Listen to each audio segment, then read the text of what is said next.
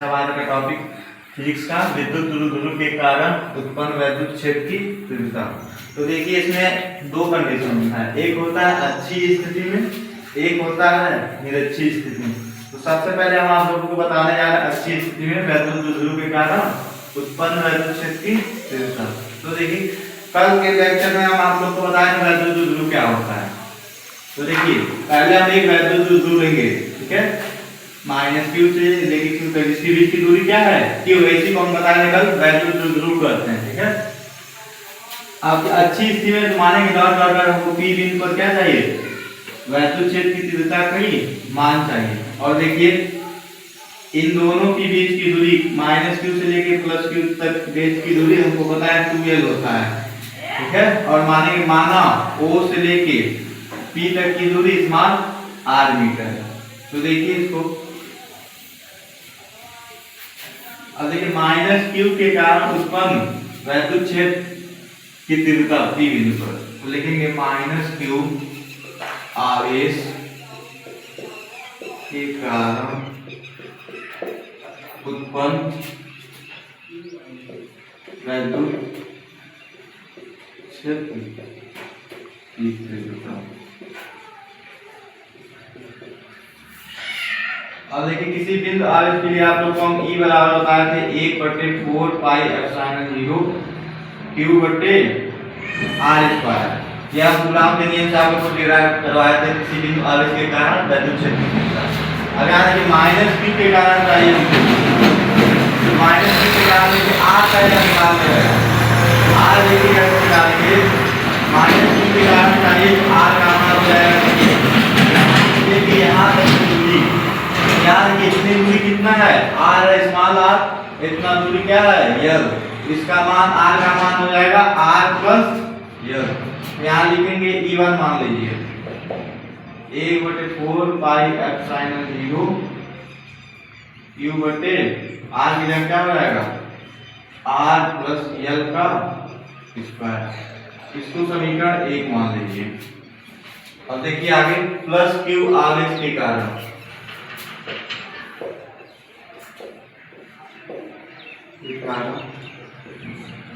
उत्पन्न वैद्युत क्षेत्र की तीव्रता का मान, अब इसको E1 मान ले रहे हैं, इसको हम मान लेते हैं E2। देखिए E2 बराबर क्या हो जाएगा 1/2 वैसे हो जाएगा 1/4 पाई एप्सिलॉन 0 Q बटे, अब देखिए यहाँ पे अब प्लस Q के कारण हमको निकालना है P बिंदु पर, तो देखिए इसकी दूरी क्या हो जाएगी, अब देखिए यहाँ से यहाँ तक की दूरी चाहिए, टोटल दूरी क्या है, यहाँ तक की दूरी आपको पता है r है। अगर हमको इसकी दूरी चाहिए तो इसमें से हम क्या करेंगे माइनस कर देंगे, मतलब इसमें से हम इसकी दूरी क्या करते हैं घटा दें, तो इसकी दूरी हमको निकल जाएगी। तो यहाँ पे देखिए हो जाएगा r माइनस l। अगर देखिए फार्मूले में स्क्वायर होता है इसलिए हम स्क्वायर लगा देंगे, इसको मान ले रहे हैं इक्वेशन 2। यहाँ तक आप लोग को पूरा एकदम समझ में आ जाना चाहिए, ठीक है, आ गया होगा। अब देखिए E1 का मान ज्यादा है इससे E2 से। अब देखिए क्यों ज्यादा है, क्योंकि अगर देखिए अगर Q में इसका जब भाग देंगे तो इसका मान क्या आएगा ज्यादा ही आएगा, ठीक है। जैसे ये समझिए 2/5 है और 2/4 है, ठीक है। इसमें किसका मान ज्यादा है, इसी का मान क्या होगा ज्यादा होगा, इसका कम होगा। अब यहाँ पे देखिए r में जब l को जोड़ेंगे तो ज्यादा आएगा, E1 का मान ज्यादा है, जबकि यहाँ पे r में से l घटा रहे हैं तो इसका मान क्या आएगा कम आएगा। इसलिए हम क्या करेंगे E बराबर E1 माइनस E2। अब आगे देखिए E1 का मान भी पता है हमको समीकरण 1 में, E2 का मान भी समीकरण 2 में पता है। तो यहाँ देखिए हम सब मान अलग ले रहे हैं, E बराबर E1 का मान देखिए कहाँ पे है, यहाँ पे समीकरण 1 से 1/4 पाई एप्सिलॉन 0 Q बटे R माइनस L का होल स्क्वायर। अब बीच में माइनस का साइन लगाएंगे 1/4 पाई एप्सिलॉन 0 Q बटे R प्लस L का होल स्क्वायर। अब देखिए जो इसमें से कॉमन है, ठीक है, इसमें जो कॉमन ये देखिए इतना को कॉमन मिल रहा है, ठीक है, इसको हम क्या कर रहे हैं, इसको हम कॉमन ले रहे हैं इन दोनों में से, तो इसको थोड़ा हम मिटा देते हैं। आ जाएगा 1/4 पाई एप्सिलॉन 0 क्यूब, कितना कॉमन हो गया, जो बचा उसको लिख दीजिए। यहाँ पे कुछ नहीं ऊपर, तो यहाँ पे 1/r - l का होल स्क्वायर। अब यहाँ पे देखिए -1/r + l का होल स्क्वायर। अब इसको ऐसे लिखते जाइए 1/4 पाई एप्सिलॉन 0 क्यूब। अब देखिए इसको सॉल्व करेंगे, इसका इसमें मल्टीप्लाई करेंगे, ये तो एक भिन्न का एकदम नॉर्मल घटाना है, इसका इसमें मल्टीप्लाई करेंगे, हो जाएगा r + l का whole square minus r - l का होल स्क्वायर। अब यहाँ पे जानते हैं हम लोग, इसका गुणा हो जाता है r - l का होल स्क्वायर, एक क्वेश्चन में, दूसरे क्वेश्चन में r + l का होल स्क्वायर। अब देखिए ये दो तरीके से सॉल्व किया जा सकता है, ठीक है। देखिए a + b का होल स्क्वायर, a - b का होल स्क्वायर, या इसको हम a मान ले रहे हैं, a² - b² का फार्मूला आप लोग पढ़े होंगे। एक क्वेश्चन में था a + b, दूसरे क्वेश्चन में a - b, तो a की जगह क्या है r + l, ठीक है। b की जगह पे इसको जोड़िए r - l। अब यहाँ पे देखिए एक क्वेश्चन में फिर r + l, फिर ये माइनस होगा, ये चिन्ह बदल जाएगा, -r हो गया प्लस क्या हो जाएगा l। अब ये देखिए l से चिकन, चिकन मतलब कट गया, r से चिकन, तो देखिए क्या आता है, तो आएगा r 2r हो गया इंटू l 2l, 2l। तो यहाँ पे देखिए क्या आ गया, e = 1/4 पाई एप्सिलॉन 0, तो वैसे ही ऐड लिख देंगे, क्या आ गया 2r × 2l, बस एक मिनट का r × 2l, एक मिनट का और इंटीग्रेशन है। देखिए अब क्या करेंगे, यहाँ देखिए जैसे होता है a² × b² हम लिख सकते हैं ab का होल स्क्वायर, उसी तरह देखिए इसको हम लिख सकते हैं r - l, एक क्वेश्चन में r + l का होल स्क्वायर।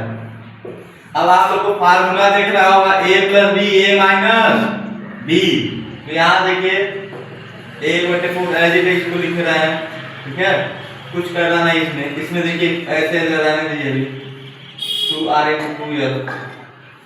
अब देखिए ये हो जाएगा क्या a² - b², a² - b² हो गया। अब यहाँ पे देखिए दोनों का स्क्वायर होल स्क्वायर है, तो यहाँ पे होल स्क्वायर लगा देंगे। अब देखिए e बराबर क्या हो जाएगा, अब यहाँ देखिए यहाँ सॉरी l रहेगा 2।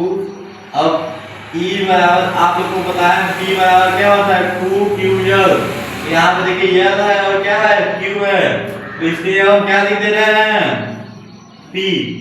e बराबर आगे देखिए 2f लिखिए 2pr/4 एप्सिलॉन 0। अब यहाँ देखिए ये हो जाएगा क्या r पे 4 -l पे 4। अब देखिए अब मानेंगे कि r क्या है बहुत ज्यादा है, किससे l से, तो l को हम क्या करेंगे नगण्य कर देंगे, बस एक लाइन का और डेरिवेशन है, l को इसको नगण्य कर दिए मतलब 0 कर दिए, तो आ गया 1/4 पाई एप्सिलॉन 0। देखिए यहाँ पे 2p आ था इंटू 2 भी है ना यहाँ पे, तो ये 2 भी रहेगा,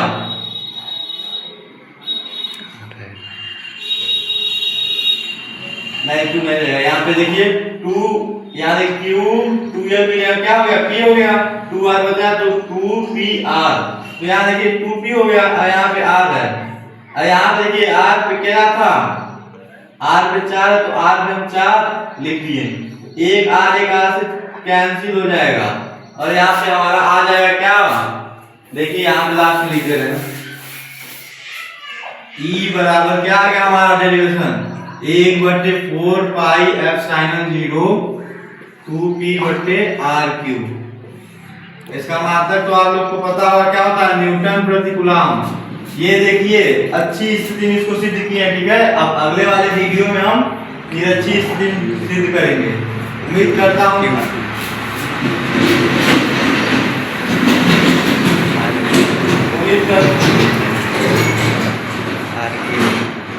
हाँ उम्मीद यहाँ देखिए आर क्यों रहेगा, यहाँ पे आर आर से कैंसिल हुआ है, आर 3 हुआ है ना, तो ये आर 3 रहेगा। देखिए ई बराबर 1/4 पाई एप्सिलॉन 0 2p बटे क्या हो गया आर क्यू। ये आ गया अच्छी स्थिति में ई का मान, ये मतलब वैद्युत क्षेत्र की तीव्रता आ गया। ये पेपर में बोर्ड के पेपर में पूछ सकता है, ठीक है, इसलिए आप लोग थोड़ा डेरिवेशन को ध्यान दीजिए, कुछ है नहीं, केवल आप लोग वैद्युत ऊर्जा जानिए और इसकी दूरी निकालिए। दूरी अगर आप लोग निकाल लेंगे, देखिए जैसे माइनस क्यू के कारण पी बिंदु तक की दूरी निकालना है तो इसको जोड़ देंगे, अब प्लस क्यू वाले के कारण निकालना है तो क्या करेंगे, ये पूरा आर है इसमें इसको घटा दी आर माइनस एल हो गया। बाकी सब मैथमेटिक्स है, तो उम्मीद करता हूँ आप लोग को ये मेरा समझाया हुआ समझ में आएगा, ठीक है। Thank you for watching my channel and subscribe my channel.